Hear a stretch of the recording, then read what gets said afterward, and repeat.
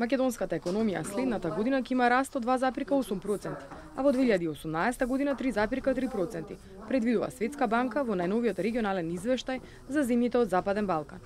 Светските банкари велат дека растот на македонската економија значително забави како последица на намалените инвестиции кои беа погодени од политичката криза, додека финалната потрошувачка остана главен двигател на растот, подкрепена од новоотворените работни места, повисоките плати, како и трансфери од јавниот сектор.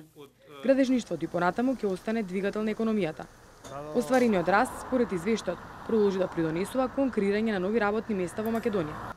Како ризици во извештајот се наведени намалената продуктивност, старењето на населението, намалувањето на активно население, посебно кај младите, и намалување на едуцирано население.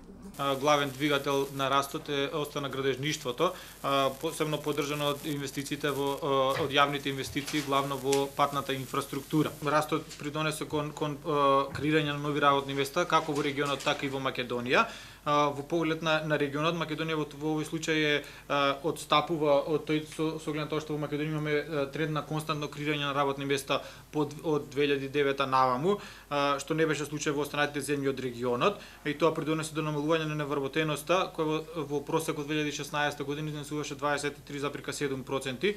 Во поглед на извозот, и оваа година имаме зголемување на извозот, се извинувам, кој што е воглавно движен од странските директни инвестиции, додека домашните компании, домашните извозници се уште се соочуваат со проблеми.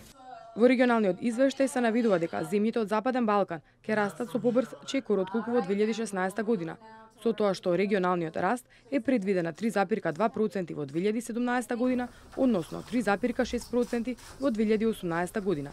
Навистина добрите вести, повторно, кои што произлегуваат од овој извештај е дека не само што е растот побрз во просек во Западниот Балкан, меѓутоа исто така гледаме дека тоа доведува до зголемување како во вработеноста, така и во намалувањето на сиромаштието.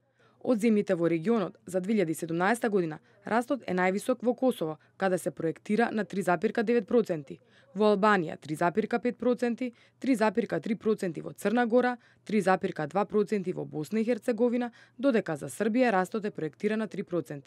Најголеми ризици за регионот, според светските банкари, се забавениот структурен раст во Европската Унија, несигурноста од Брекзит, политичките тензии во Турција, како и политичката несигурност во некои земји од Европската Унија.